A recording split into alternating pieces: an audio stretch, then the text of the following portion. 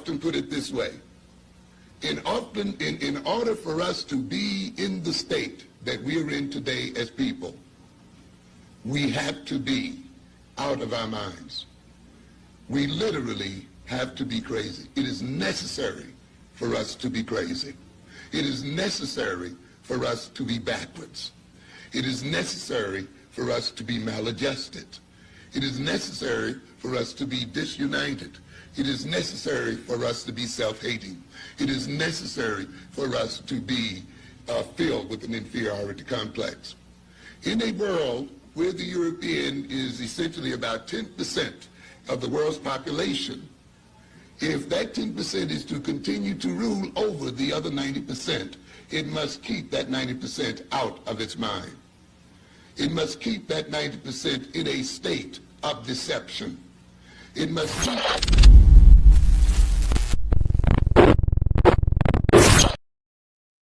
Thank you for tapping in. This is Brian HRap Williams. Once again, it's on. This is the End of the Bench Media presenting you a few minutes with HRap. Thank you, thank you, thank you. This is what we're going to do today. We are going to talk about an interesting situation that happened yesterday, and I warned you about this 2 weeks ago, and now it's happening. Before I start, you already know the drill. You know the drill. Do you know the drill? If you are a bench warmer, the End of the Bench, you know, go, if you're not watching this live, go to www.theendofthebench.com. You'll be able to watch the Black History thing, and it's from Black History in Abundance today. And you'll be watch that video in its entirety. And if you come in late, you'll be able to watch this in its entirety. You'll be doing me a gigantic favor by visiting my website. You'll be doing the people at Black History in Abundance a gigantic favor by watching that video. One hand washes the other, both hands wash the face. Political theater is the name of the title today. Political theater. Now, what we're going to do is I have to thank my parents, Dolores and John. Without Dolores and John, there's no me. You'd be doing something else with your valuable time. So thank you, thank you, thank you. The next step we want to do, we do this every day. We want you to hit that like, hit that share, tell a friend to tap in, subscribe if you haven't. And hello, welcome to the program. Today, the Black community is being used as a political football. It is being used as a political football. And the reason I say it's being used as a political football is because people understand that we have been dejected, disrespected, disregarded, and anything that has this in front of it. So they attempt to throw us things, but when they throw us a bone, it's a bone that we don't want. It's a bone between the hoof and the knee. We don't really need that. And that's metaphorically. What I want everybody to understand is this. We are in political theater. They're pretending to give us things and they're taking things away. I told you 2 weeks ago, if you're paying attention, and you see something going on over here, they're in your pocket on the right side. If you see something going on here, they're in your pocket on the left side. And I keep explaining this. I don't know how many times I need to explain this. I don't know why people don't see it. But yesterday, is a perfect example of what I've been screaming about, professing about, and I've been saying since I've been doing this program. Yesterday, a man was freed from the penitentiary after 50 years in the penitentiary. He is identified as a crime boss. He is identified as a gang chief. He's identified as a notorious individual. What I would say is this. This individual was incarcerated since 1972, which means he's been incarcerated for 53 years. I will find it extremely difficult to believe that somebody is the same person that they were in 1972 as they are today. I don't care what you've done in your life. I would say 99 out of 100 people are totally different than they were 53 years previously, no matter what they were doing. If they were notorious, I doubt if they're still notorious. No matter what, you've elevated in some way.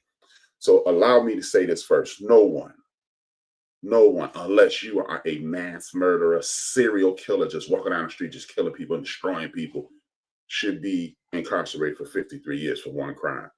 I personally know people who were convicted of multiple murders in the 80s, And by 2005, they were out. Late 80s, about 87, 88. By 2005, they were out. 15, 17 years, they were out.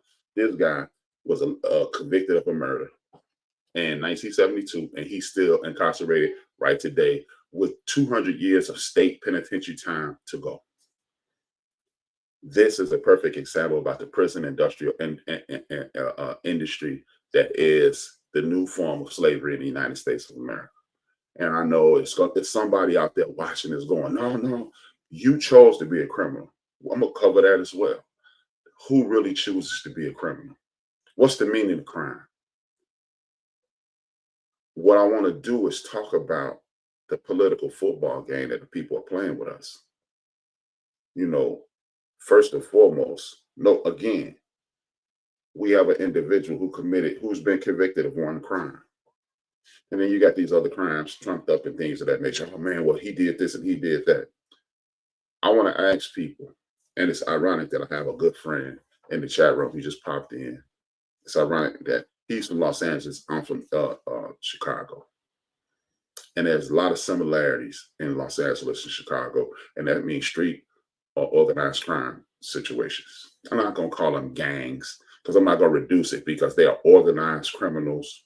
They organize people participating in criminality, which sounds like when it's a non-black situation, a non-black situation, they call it a organized crime. But when it's us, it's a gang. They don't even want to respect us when it comes to criminality. We're just gang bangers. And I'm not big up in anybody who's participating in lawless activity. I'm not doing that. But what I am showing you is a pattern. Everybody was, hey man, this guy, they finally let him out. That's the one thing Trump did right. Nah, he playing in your damn face. It is a guy by the name of Mumia Abdul-Jamal. He's been incarcerated since the 80s.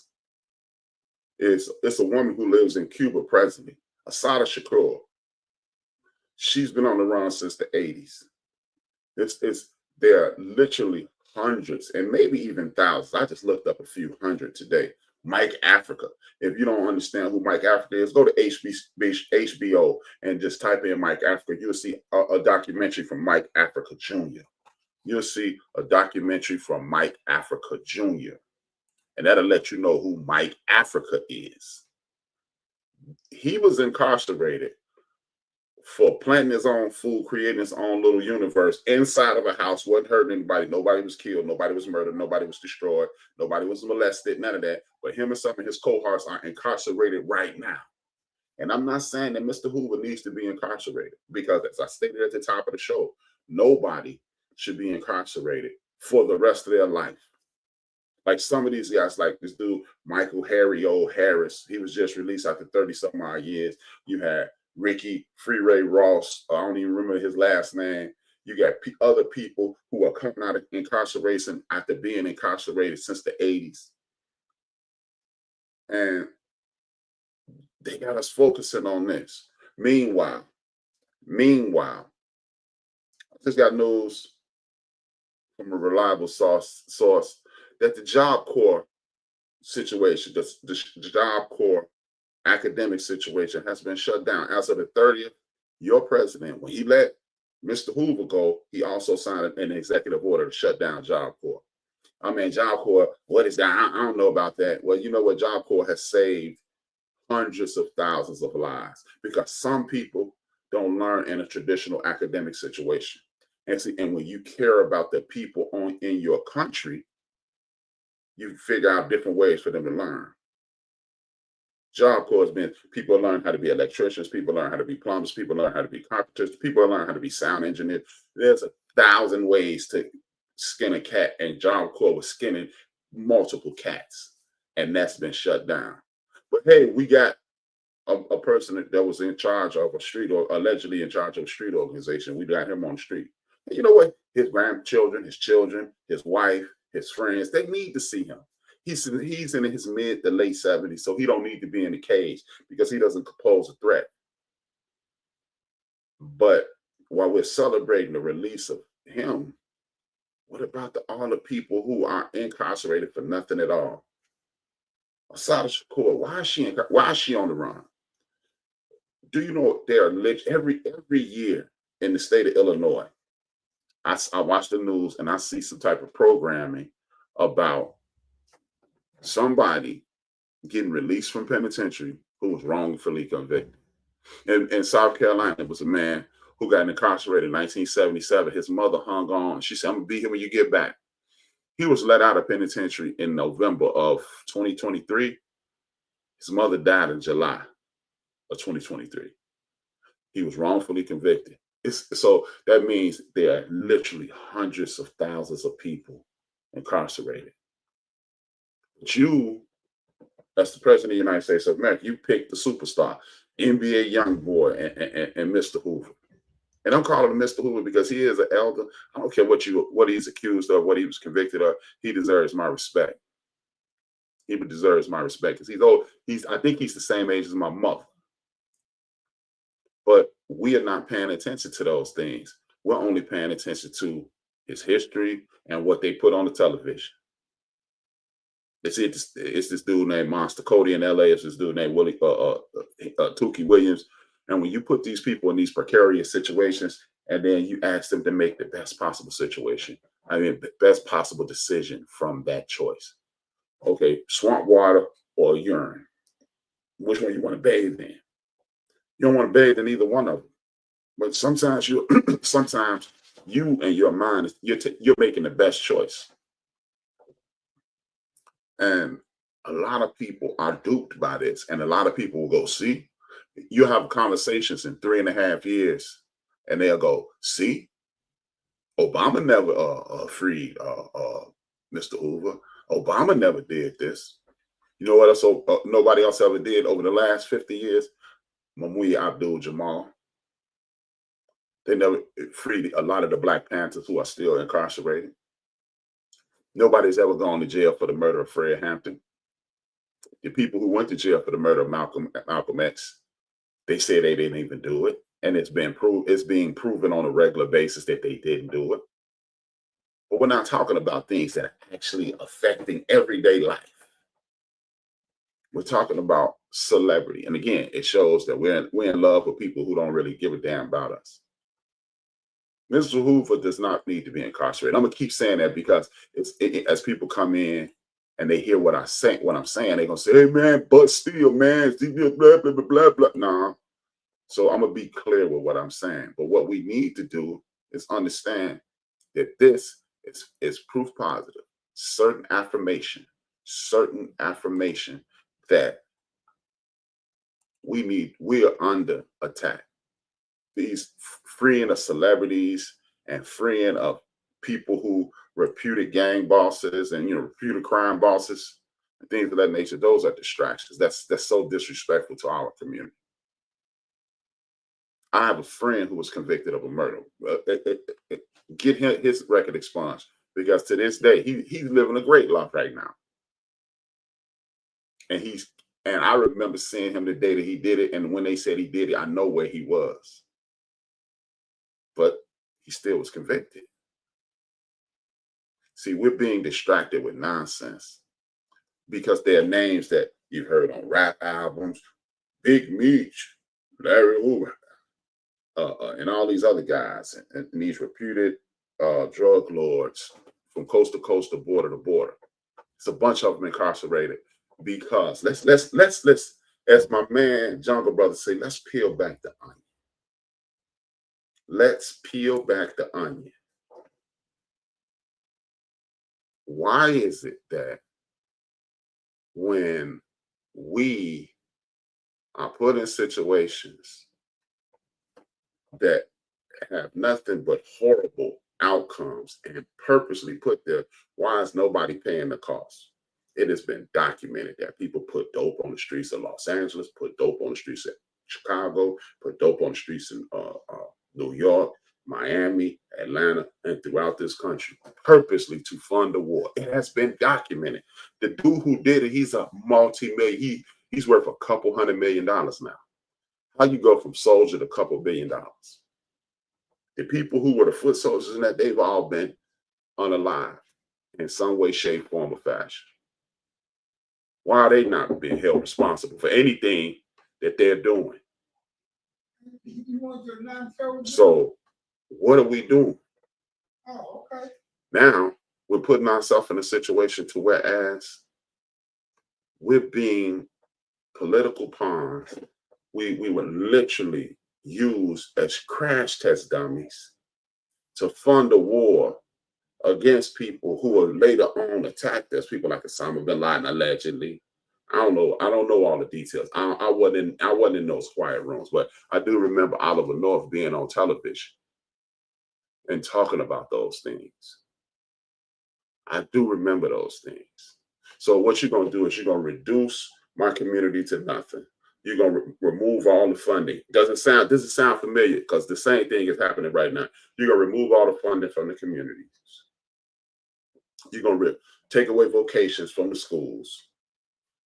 A million opportunities, and then you're going to put this poison in the streets, and then you're going to put guns on top of it. Because when I talk to my friends in Atlanta, they say guns were just dropped off at one point. When I talk to my friends in LA, they say, man, there was a truckload of guns just left somewhere. When I heard this here in Chicago, it was just guns being left off somewhere.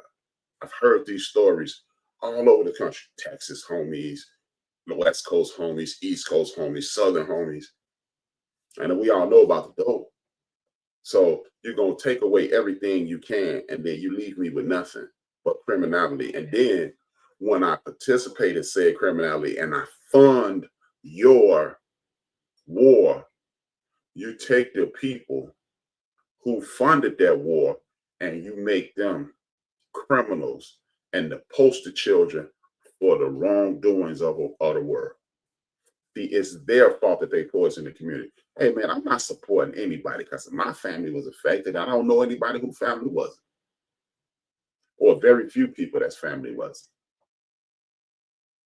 I have close personal friends, I have relatives that were affected by this war. And y'all always, but yet and still, we celebrate the emancipation of one individual, an individual, street level individual, and a celebrity. He let them out of jail. He let out Lil Wayne. But meanwhile, you had people who were fighting for your rights, opening clinics. The dude who Shakur, he was Tupac's mother's husband. He's still incarcerated. Opening up clinics. You got Mike Africa opening up clinics, feeding people, growing fruit, enhancing his culture, and they're in jail right now. But we celebrate this. Meanwhile, like I said a second ago, Job Corps is being shut down as of the 30th of hell. It's this month. June is Saturday. As of the 30th of June, no more Job Corps. So now another thing, you're going to defund HBCUs. You're going to defund schools. What do you think people are going to turn to? Crime. So now you have an agenda by white nationalists, and you got black folks big up to him. And then you're going to have people who are, quote unquote, made it say, see, they should have worked hard like me. But you know what? Some of those people incarcerated made a way for you to work hard like you. Some of those people did that. Some of those people are incarcerated. There's people like myself who had a freedom fighter father who grew up without his father because somebody busted him beside his head. And he had an aneurysm 6 months later and he died. Yeah. And we worried about this. And we having conversations about it. And then the next thing we worried about is Diddy. What the hell does that have to do to help any of us? If this young man, this brother, did all those heinous acts, he'll be incarcerated for 10 to 15 years. We'll see Brother Combs when he's about 65, 70 years old, and that's it. We ain't gonna talk about him no more. Just like they distracted us with that OJ trial 30 years ago. Oh, OJ. Meanwhile, they were changing the laws, locking people up for the very dope that they put in our streets. The very schools that they defunded, opened up more prisons and made them a public trading option. So now, what are you? A slave. Because now it's people in prison working they're working at call centers, they're working on farms, they're doing a whole lot of things that they don't have to pay you to do, much like they did at the end of the Civil War. See, this is why I pump and history into each one of my programs so you can see how multi-talented we are, how intelligent we are, and the things that we accomplished when we were definitely behind the biggest 8 ball in this country. The 8 ball is coming back. The 8 ball is coming back. The difference is we haven't been under attack like we used to be under attack then. See, back then, you either did everything you could to survive or you died. Now you've gotten comfortable because you can go to Ruth Chris, you can go to Macy's, and people will take your money without disrespecting you. They'll cuss you out in their head instead of cussing you out in your face. You got comfortable.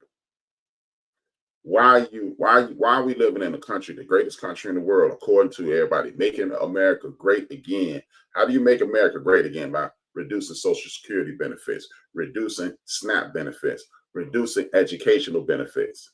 So we don't want people to eat. We don't want healthy people. We don't want people to have health care, and we don't want people to read. And that's great. And that's great. And some people don't operate on the same biorhythm as others. So that's why you have instances like Job Corps, and that's why you have special ed entities and things of that nature. And these guys that sign it away, and then y'all telling me, see, it's this group that's wrong, and it's that group that's wrong. Do y'all really believe all these racists and bigots, they just showed up since 2016? They all got here that day. No, you know what these people are? These are the grandchildren and the great-grandchildren and the sons and daughters of those people who used to stand there and burn people at the stake. That's who these people are. See, instead of calling you the N-word, they write it on a sheet of paper and they obliterate everything for you to get a equal opportunity. We're gonna defund this. But see, that's what we get for always wanting to go to the big leagues. The big leagues. But we were, and then if you know history, you realize we've been the big leagues the whole time. They've been on TV, but we've been the big leagues. When you look at the entertainment world, people come over here for music and they try to be like, and I say this, I've said it almost every day this week. They wanted to be like the Count Basie, Duke Ellington. They wanted to be like Miles Davis, Dizzy Gillespie. They wanted to be like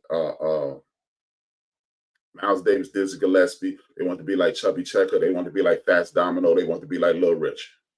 They toured with Little Rich. They named their groups after Muddy Water songs like the Rolling Stones. They want to sing like Aretha Franklin and Patti LaBelle and Gladys Knight and Natalie Cole. They want to write songs like Stevie Wonder and Marvin Gaye and Curtis Mayfield and Prince and Michael Jackson. But y'all think that that's the big league. This prison industrial complex is real. It is the new slave ship. And that's the last thing I do is disrespect our ancestors. But I'm telling y'all, man, they are setting us up for the biggest dupe, the biggest grift in the history of the world because you're comfortable. You have the illusion of inclusion. It is the illusion of inclusion. But we don't, see, this dude I'm about to show you is one of the greatest people in the history of the world. His name is Paul Robeson. This guy is a perfect example of, I ain't fooling with this nonsense anymore. I'm going to show you this video. I'm not going to show you it as an entirety. I need you to go to my website or Black History in Abundance on YouTube. Either way, I just want you to watch the entire video after the program because it's important that we start celebrating these people. And then when you see what this dude accomplished in the 20s, we back in the 20s, this is what we need to be working towards. I'll be back in a second.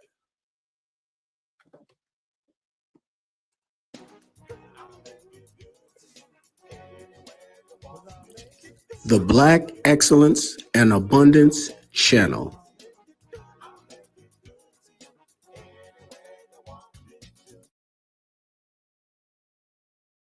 Very few people can do many things well. Well, Paul Robeson did everything well. He is the epitome of Black excellence and abundance. He was a scholar, a professional athlete, a professional actor, a professional singer, a global activist, and a civil rights advocate. Paul Leroy Robeson was born in Princeton, New Jersey in 1898 to Reverend William Drew Robeson and Maria Louisa Bustill. His father, William, was of Igbo/Hebrew origin and was born enslaved.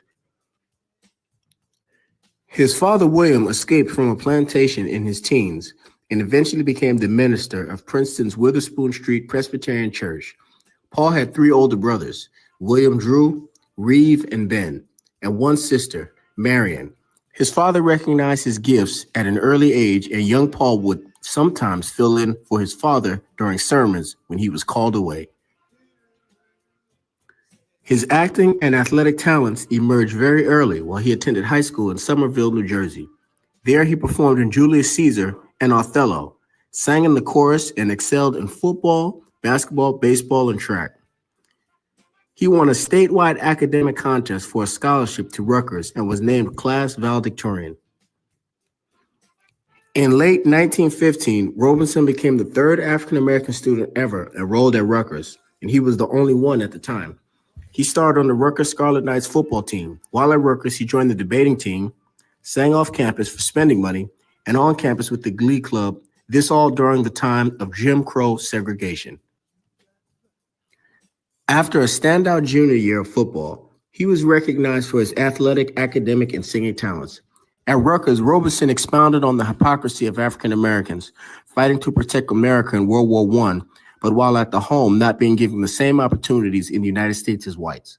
He graduated Rutgers with 4 annual oratorical triumphs and varsity letters in multiple sports.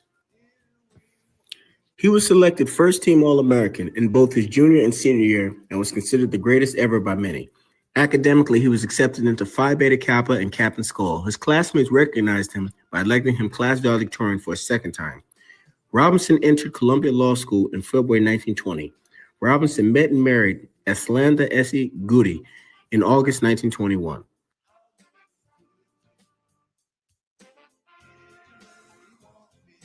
He was recruited to play professional football in the league, which later became the NFL for the Akron Pros, while still in law school. Robinson postponed school to act in a play called Taboo. He also sang in a chorus in an off-Broadway production of Shuffle Along before he joined Taboo in Britain.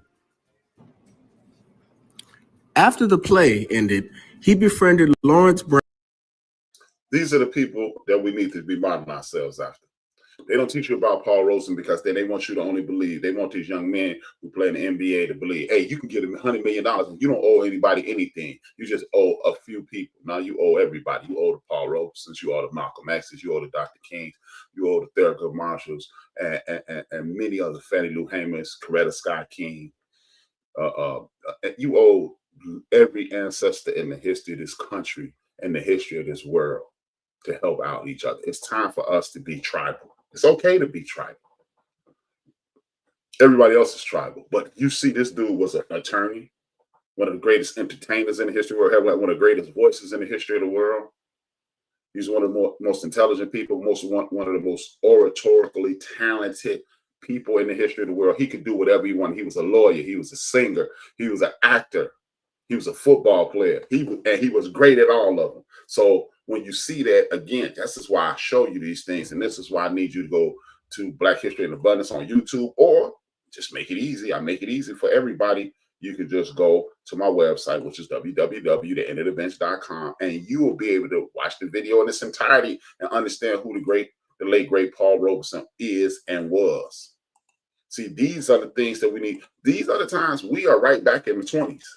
We are 100 years ago. We got a racist government attacking us. You got people pretending to trying to stop them, but they saw this nonsense months ago. That's why when you were running for office a year ago, you should have been saying, register, register, register. This is what we're going to give you. But they didn't do that. They were securing their own jobs and they were securing their own futures. And they knew people who get up and go to work every day would get kicked in their behinds.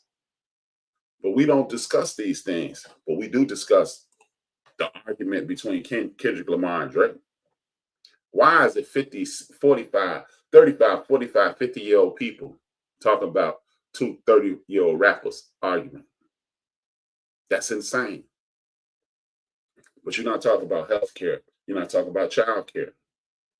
You're not talking about Section 8. You're not talking about academics. But we talk about two dudes who, even if we live, most of us has lived out our dreams, we are more than likely not to have the money that Kendrick Lamar Drake has, or Diddy, or Michael Jordan, or LeBron James. We'll probably live some good lives if we lived our dreams out, but we probably would never have $1 billion. And if you do, what are you going to do with the $1 billion? Are you foolish enough to believe it's my money? I ain't dead. No. It is a rare situation in which you get $1 billion and you don't owe multiple, and you don't owe thousands of people. Because you know what? Let's just say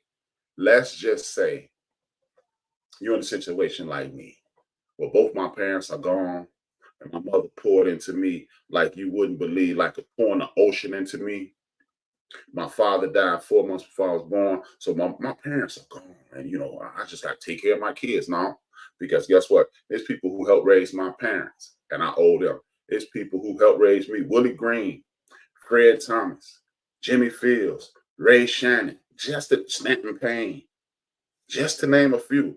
Just even along the way, gang members, people who identified as gang bangers and gang chiefs have approached me and said, "Hey, brother, why did you hire this guy who run with me?" And I told them, "Hey, man, he was my friend before he was your friend." And they told me, "Yo, I've been watching you your whole life. Anybody say something you don't like, you come to me and I'll fix it for you. You don't have to worry about anything." See, I've had a hedge around. God put a hedge around me, and even the people on the streets put a hedge around me because it was square business. You know what? I could have just kept talking about sports, but I owed it to my community to talk about things like this. We need to live a life like this for the remainder of the time we on this ball called Earth. Our children can no longer come home with B's, nothing but B's.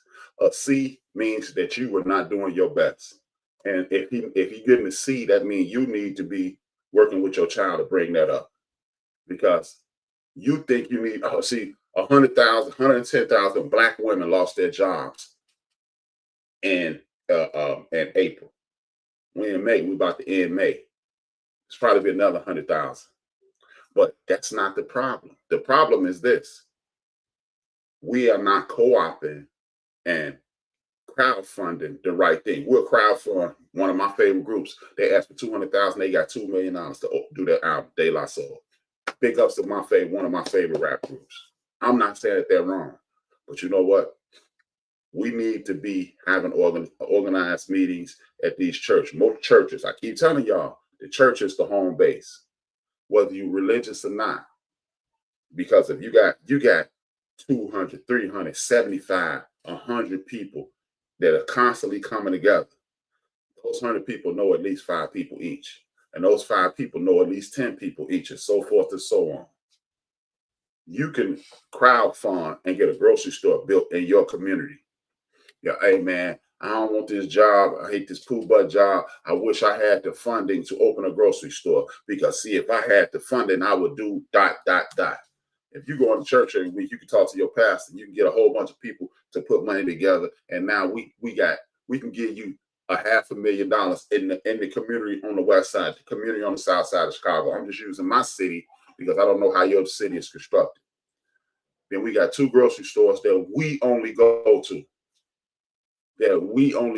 We're not going to anybody. We're not like Publix, Piggly Wiggly, Kroger. We're not going to those stores. Now, we might even buy Kroger products. We're going to put it in our store. And then guess what? Our young people are no longer using street options as options to survive. Some people, now guess what? Then they got people who love children. They can have a daycare situation, and we can fund that. And we can fund the dry cleaners, and we can fund a movie theater, and we can fund everything that we have with as many people as it is in this country. We could do it. We could open up a brand new HBC. Y'all want to take over Florida A&M University?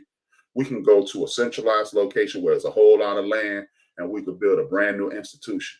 It's enough of us. And then, and I don't give a damn about no Oprah, and I know damn Michael Jordan and Denzel Washington and any other celebrity. I'm talking about people who get their behinds up and go to work every day. We could create our own institutions and build them up from the ground up. And then we can have people who are electricians. You can get regionally accredited or nationally accredited, and you can train people. You can bring people in, and we can rehab houses, because that's what we are. We are in 1920 again. We got white nationalists in the top seat. We got white nationalists in the purse strings, which is the House of Representatives, and the Senate, who are the lawmakers. They white nationalists. They are totally against us. I don't care what they look like. Oh man, it's not all of them. Well, you know what? You figure out who helping us, and then you come back and tell me. And if it ain't 290 people in the House of Representatives, which it's not, and if not 65 in the Senate, and it's not, then I don't want to hear about it, because they're affecting people credit back, forcing your student loan debt on your credit bureau, dropping your credit bureau 100 points for $400. One lady who was $100,000 there, she thought her loan was in forbearance. It jumped out of forbearance, knocked her credit score from 720 to 430. Now she can't get a loan. Now she can't get a loan for a business. Now she can't get a loan for a house. If she want to buy a car, it's gonna run through the roof, and we can do all those things. Like I said yesterday, we can go to One United Bank. All of us put $300 in One United Bank. ONE United. UNITED Bank, the largest independently owned black bank in the United States of America.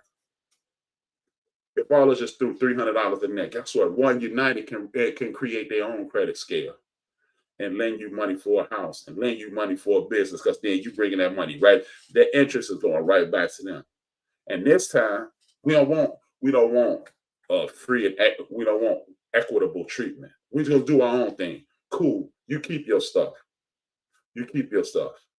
See, until we take on that mentality and keep saying, hey man, see, we want to be included. Now, I don't want to be included anymore. We tried inclusion for 100 years, and it's kicking us right between our back pockets.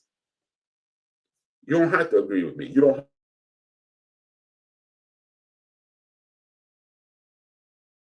I mean, I don't.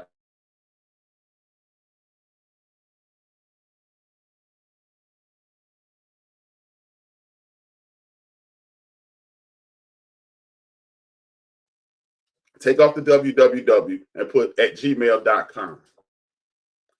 Email it to me, and I'll say it on air. Because if you got a better idea than me, please share it with me.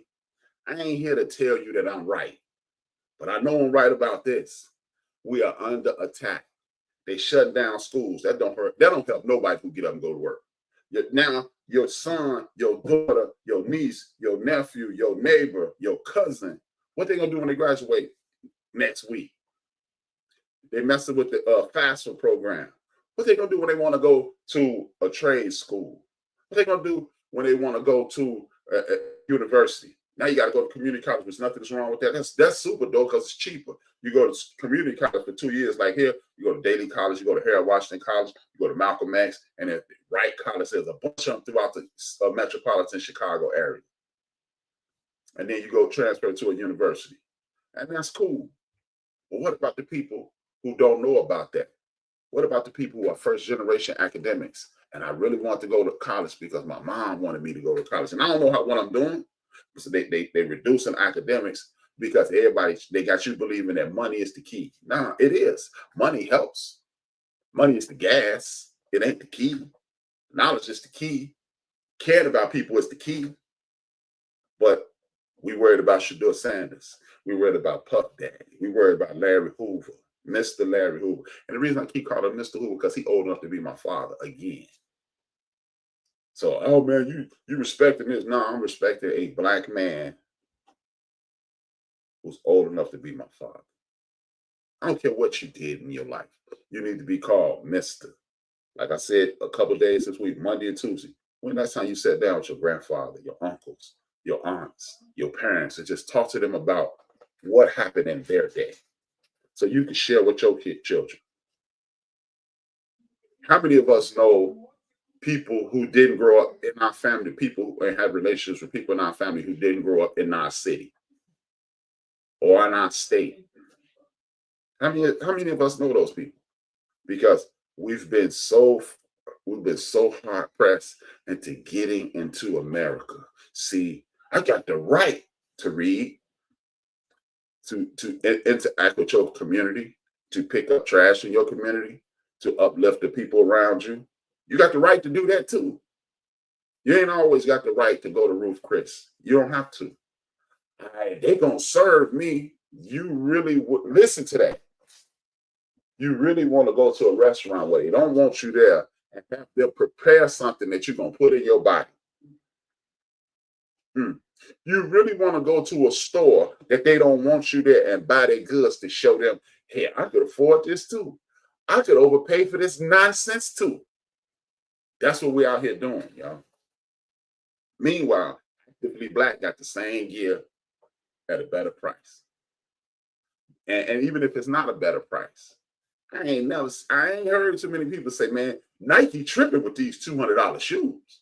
Nike tripping with these $200 sweatpants. Nike tripping with this $900 outfit.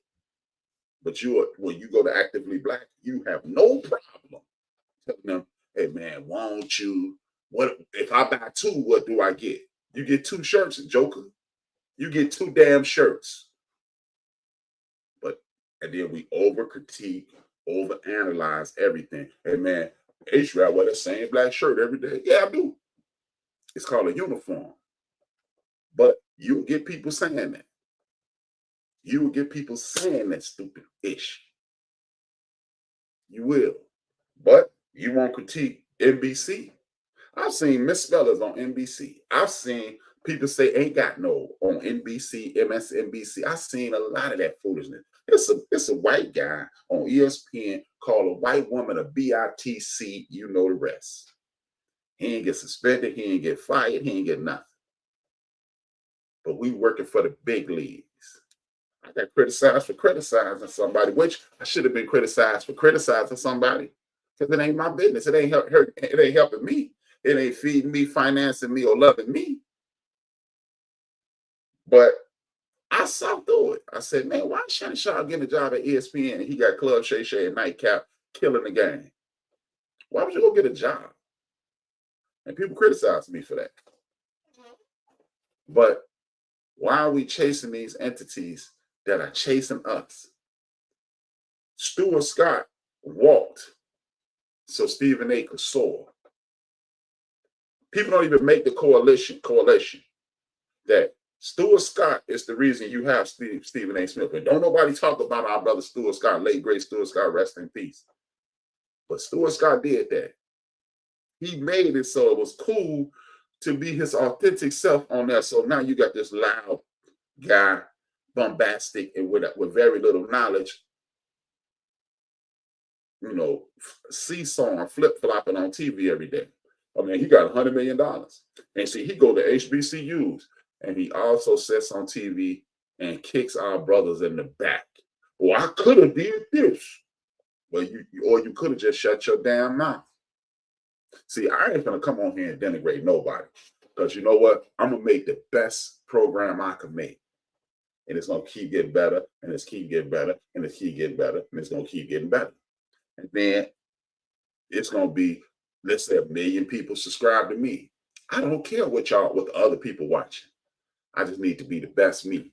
You need to be the best mechanic. You need to be the best teacher. You need to be the best carpenter. You need to be the best plumber. You need to be the best truck driver. You need to be the best podcaster. You need to be the best comedian. You need to be the best actor. You need to be the best whatever you do. Because then when you're the best, I don't care if I make $100 million or $100 a day. I'm the best. And I don't need no podcast award. I don't need no Emmy, Grammy, or none of that.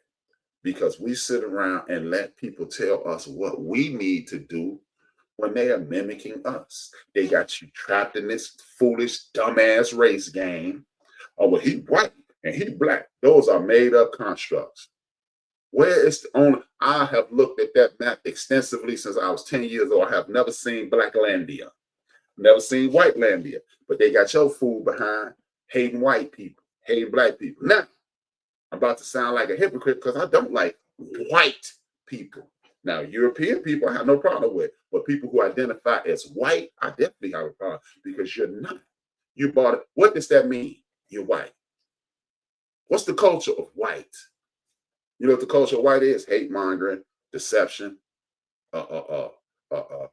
kidnapping, treasonous acts. That's white. Now, there's people from Germany, have no problem with them. People from Britain have no problem with them. People from Ireland and all the European countries have no problem with them. But these people who identify as white, y'all white masters, are y'all filled with hate. So they got people buying into that white black thing. And then somebody probably watching this and going, yo, Rap, you identify as black? Nah, I do. But you know what? I identify with black the same reason Malcolm X didn't no longer identify as Malcolm Little, because my people don't know where we came from. So we use that as a common denominator. We all look and we present in this way. But guess what? I also identify as African. Don't know. I know I'm from that continent. I know my people. Oh, well, you were over here first. Go to hell with that. Life started on the continent. Miss me. Go ahead on. But if you want to identify as a hate monger, a racist, or a person who discriminates, I ain't got time for you, because I'm a human being. I'm a tribalist. That's what you can call me, a tribalist. I'm part of this tribe. I'm trying to uplift this tribe. Now, if you are adjacent to this tribe, you are a friend of this tribe, I'm friends with you. But if you're not, no, I don't have nothing for you, sir, ma'am. And I don't have no empathy for somebody who's claiming to be discriminated against, unless you've been discriminated against. But more than likely, those people who are screaming discrimination ain't not. Oh man, they trying to take away the white. This is a white country. No, it's not. No, it's not. It was stolen by people who identify as white. Because guess what? I'd have been in that pole. I'd have been across that pond. I done talked to people from across that pond. I used to work at this company called Reuters, the largest international media organization in the history of the world, that claimed the fame as we told the world Abraham Lincoln was assassinated. I done talked to those people. None of them I did. I used to sit next to this dude named TEODB. He's from Egypt. I used to sit this dude named Tom Raptis. He was from Greece. And I can give you countries. Dave Trope, he was Jewish. And none of them identified as white. As a matter of fact, they didn't even like if you called them white, because that's a made-up American. That is a construct here in these United States. So they got you buying into that nonsense. Oh, it's this and it's that. I'm a tribalist. I roll with my tribe. You can roll with yours. But here's the beauty in being a tribalist. And then in order for me to love me, I ain't got to hate you. I don't hate anybody that walks the face of this earth that does not cause a threat to me or my tribe. You don't even have to speak to me. You don't have to acknowledge me. But you're going to respect the entity of HRap, Brian HRap B. Williams. That's all I ask. And you're going to respect everything around me. As my man Premium P say, penitentiary rules are in effect. You're going to respect everything and anything around you at all times. But the only way you can do that is a commitment to excellence. Raise your children properly. Stop pointing at the children. See, these kids crazy. Well, who in the hell had these children, man? Who had them? Who reared them? Like my grandma used to say, properly reared. Who reared these children? If they are out of control, who gave birth to them? It's amazing that the people, my niece has a son who just graduated from Morgan State Saturday. He's not crazy. My niece is young enough to be my niece. She's close to 40 now. If not 40. But who gave birth to these crazy people? Let's just, again, that's why I love history so much. Let's look at history. Let's go back to April 4th, 1968. The murder of Martin Luther King Jr. The murder of Martin Luther King. The assassination just sounds too cute. The murder of Martin Luther King Jr. So they turned his dream on the black community like a pit bull. The exception, the perception of exception. Well, We had businesses, we had schools. You know, we didn't even go back to 1960 for that because W.B. Du Bois talks about that. But we're just gonna start at 68. We had businesses, we had home ownership, we had schools, we had everything, and we walked away from it for good government jobs. And now they taking those good government jobs away from you. But just imagine if you'd have stayed at your uncle, your grandfather, your dad's corner store and built it up. And then you and your cousin went on the other side of town and used the equity from that store and built up another one. And all the people in the community giving you $4,500 a day. $4,500 a day. Do you not understand that? You ever notice that the people from outside of our community who had these grocery stores and corner stores, they drive up in Mercedes and Lexus and all these magical vehicles. You talking about $4,500 a day. That's about 96 grand a month. And that's only on a 20-day month. Let's just take it down. Let's take it down. $3,500 a day, so $75,000 a month on a 20-day month. But we know the joints be open 7 days a week. So let's just make it a nice round number, $50,000 a month. Let's say with payroll, including yourself, you use $35,000 a month. Payroll and upkeep of the store. That means $15,000 a month in your kitty. That means you and your cousin who just got out the penitentiary who want to change his life, he can go, you and him open up a store on the other side of town. Now y'all got 5 corner stores. You don't need nobody. Then you open up a dry cleans. Then you open up a pool hall. Then you open up a movie theater. And now you have a conglomerate. If you don't understand where I'm coming from, that's just the blueprint that this dude by the name of Dr. Jerry West did. Him and his friends bought a building. And they bought another building. They continue to rehab it. And they call it the Sunset Strip now. This is a tried and this has been tested and proven time and time again. How is it that all these rich ass rappers and these wonderful entertainers, though none of them have a theater like the Apollo, like the Regal, like the Airy Crown, or like whatever the theater that in LA, I can't think of the name, that Robin Townsend, not Robin Townsend, Robin can't think of his name right now. He was a comedian named Robin from Chicago. Robin Harris used to be at the Comedy Act Theater. All over this country, there are theaters. Why don't we have that again?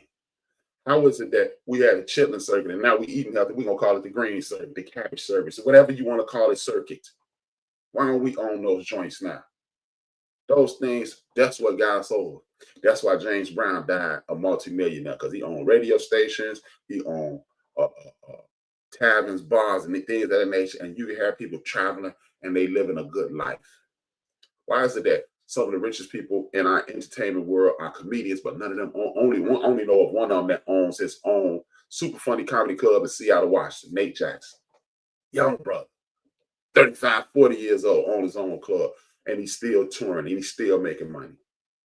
But we got people like Monique complaining that she ain't on Netflix, but these Sadiq is on YouTube making millions and millions and millions and millions of dollars and putting on other people like Marcus. Can't think his last name, but look up Ali Sadiq and he'll speak about Marcus. You know his last name. Funny, super funny brother. See, we keep waiting on to quote the great John Henry Clark, the same people who put us in a horrible situation and programmed us into this. We want them to program us out of it. You outside your damn mind. You can keep hating people and you can keep waiting on the government and you end up in a pair of overalls and shackled and your head cut off at a spigot and set on the road somewhere. Or we can get back to Black excellence. We can get back to Black creativity. We can get back to Black unity. And again, guess what? The Negro Leagues had a whole lot of white people, had an influx of white people. That's why Jackie Robinson got pulled into the major league. We're gonna take one of y'all shining stars. We're gonna keep plucking. We're gonna keep plucking. Same thing happened in college football. You ever thought about this? When you watch sports, some of the greatest tight end, one of the great top 5 tight ends, Shannon Sharp, HBCU. Top 5 receivers, T.O., Jerry Rice, HBCU. Some of the best cornerbacks ever, Aeneas Williams is going to be mentioned. Willie Brown going to be mentioned, HBCU. Oh, Mel Blount, HBCU. one of the greatest defensive defensive players in the history of the game, or two of them. They're in the Hall of Fame. David Deacon Jones and Michael Strahan, HBCU. You see, but they tell you that you are not playing in the big leagues. John Stallworth, HBCU. I can go on and on and on and on and on. Ernie Banks, Hank Aaron, Willie Mays, Negro League products. But they are playing in the big leagues. No, they just had the TV. They just had the means. But if we sit back, take 5 minutes, take a deep breath, meditate, you'll start looking around and go, you can see the future and the past. Like me, thank God I'm old enough to be able to see the future and the past in Chicago. When I walk the streets of Chicago, I can look right here. Like when I drive through my old neighborhood between the 1200 block and the 1600 blocks on 2nd Street, Chicago, Illinois. Oscar Mayer used to be there. I look at these buildings now. The Oscar Mayer hot dog factory used to be there. Cooley High School used to be there. The Olivet used to be here.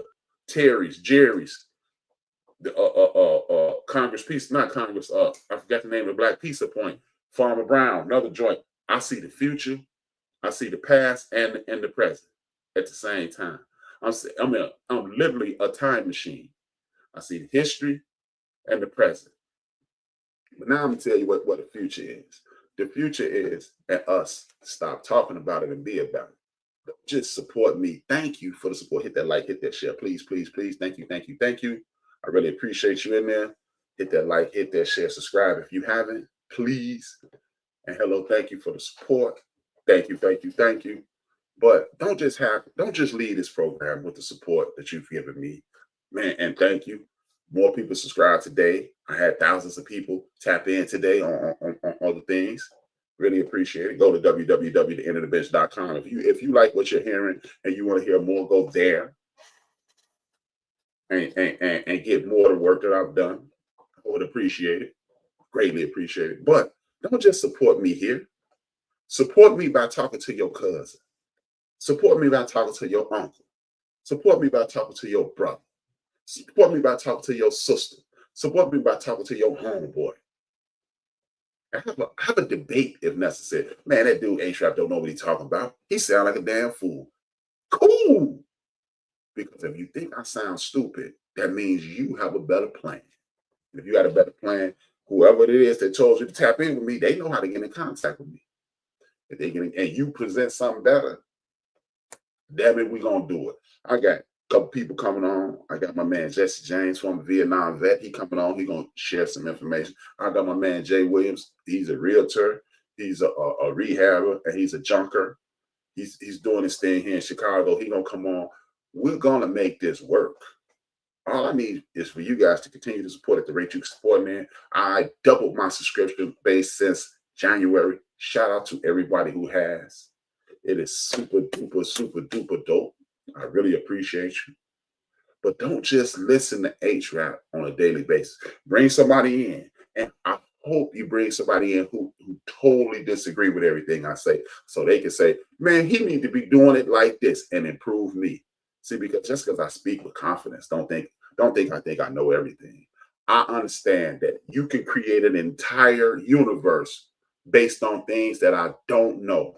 I don't know a damn thing about the state of Tennessee. I don't know a damn thing about the state of Kentucky outside of the bats and the whiskey. I don't know nothing about Tennessee besides Memphis and barbecue and Isaac Hayes. That's all I know. I don't know nothing about Arkansas and my damn family from Arkansas. I know very little about Alabama. My family from Alabama. I know very little about Mississippi. My cousin who is in Mississippi right now. Or he might be on the road, but either way. I don't know about these. So guess what? If you got a better way, let's talk about it. Because I'm telling you, this rap group named Mobb Deep in 1993 had this song, It's a War Going On Outside. Nobody's safe. Our daughters need to be protected. Our sons need to be educated. Our elders need to be protected. Our wives, girlfriends, significant others need to be protected. Our brothers need to be enhanced, protected, and propped up so they can and pour into those. They see, we are the picture of this community. And when I mean picture, not a pitcher, a pitcher, like a Kool-Aid pitcher. And the elderly, the children, the women, they are the receptacles of those pictures. If it ain't not, if your friends ain't pouring into you, get you some new friends. I don't give a damn how long you know. If that person ain't talking to you about uplifting, I don't give a damn if it's just, hey man, you need to get some better clothes. You need to stop wearing those bummy clothes. That's uplifting because I want you to be the best. If you're not around those kinds of people, hey, if you can't change the people around you, change the people around you. That's it. We on the uptick. Understand, having a white nationalist in office is not a bad thing if you're a tribalist. Now, if you want to be part of the system, your ass is new mold grass. You're done. But it's enough of us. I keep telling y'all, man, we only make up 13% of the population. We do. But guess what? What's the percentage of Germans, Irish, English, any of those European Slavic countries? What's their percentage? Don't say, again, that's why I say I have no problem with Europeans. I got a problem with white.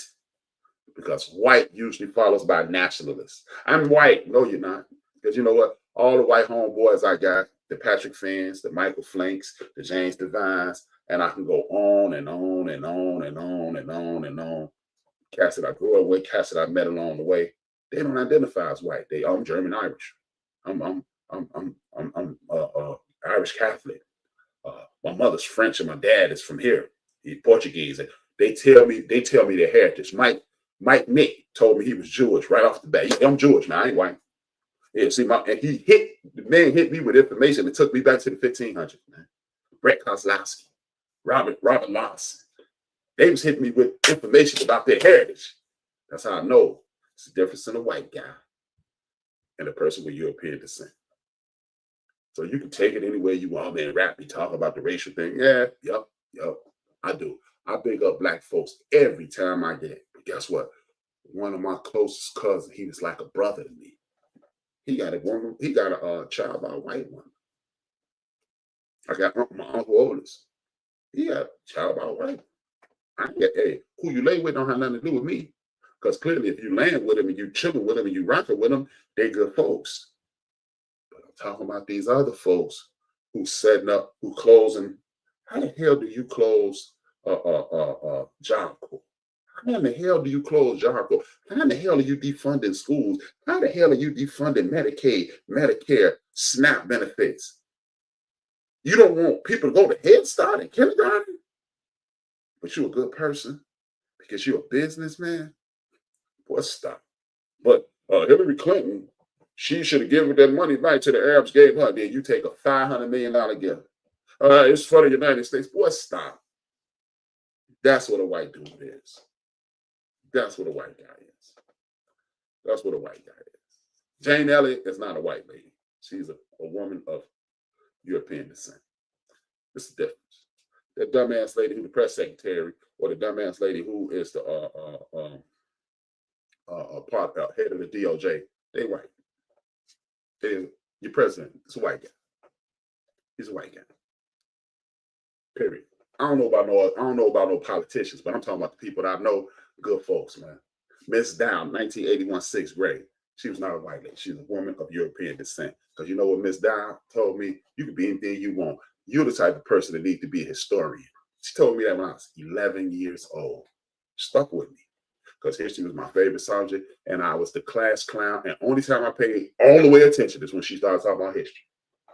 That's all. She was like, you know what, you need to be a paleontologist or an archaeologist because you love this history thing. So don't think I don't have any have an issue with European people. I got an issue with white folks. If you white, I'm more than likely I'm not gonna like you because you think that people get up and go to work every day and dream to be a criminal, and we don't. I went 30 minutes longer than I should have, 37 minutes longer than I should have. But I want to thank you guys for tapping in, as you always do, man. Y'all been supporting the hell out of me this year. I really appreciate it. Hit that like, hit that share, tell a friend and tell a friend. Man, share this with somebody. Go to my website, support. T-shirts coming soon. Hit that like, hit that share, man. And guess what, man? I always said I was going to do this. My big brother Keith told me to start doing this 2 years ago. And if you want to donate to the program and help me continue to put out this super dope, super duper dope content, send a brother cash out. $1 works. put these t-shirts out, and no, I ain't getting no discounts. I don't care if you buy 10,000. If you buy 10,000, I will give you a discount. I ain't gonna lie. You buy 10,000, you ain't gonna be $30 a shirt. You buy 10,000, they're gonna be $29.99. I'm joking. I'm joking. If you want to donate to the show, I would love it if you could. End of the bench, a cash out. It works. With that being said, man, I want to thank you guys for tapping in as you do all the time. Have a wonderful day. Have a great day. I got to get me some rest. I got to go to the penitentiary. I got to go to the plantation tonight. Night cotton picking. That's what I do. Pick cotton at night. Thank you guys for tapping in. It is a wonderful, wonderful day to have a good day. This is your man, HRap Brian, HRap B. Williams. And I want you to look at the very end of this program because Dr. Amos Wilson says something that I've been saying, but I want you to hear it. I'll be back tomorrow, Friday, and we can get this thing cracking again. I'm doing it as many times a week as I can. Me and Big Mo will be back with Chief Seats at some point next week. Entertainment, culture, community. Y'all know who I am, Brian HRap B. Williams. Y'all know how I end every show. 2 fingers, 1 word. Thank you for the support. More life and more blessings. Rise up and give thanks and stop stressing.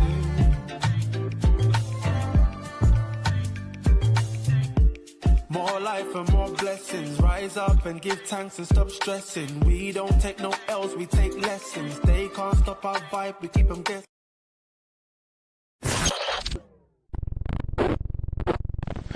And it is necessary for those people who rule over us and who rule over African people the world over, if those people are to stay in power, they must destroy our ability to love each other in a healthy sort of way.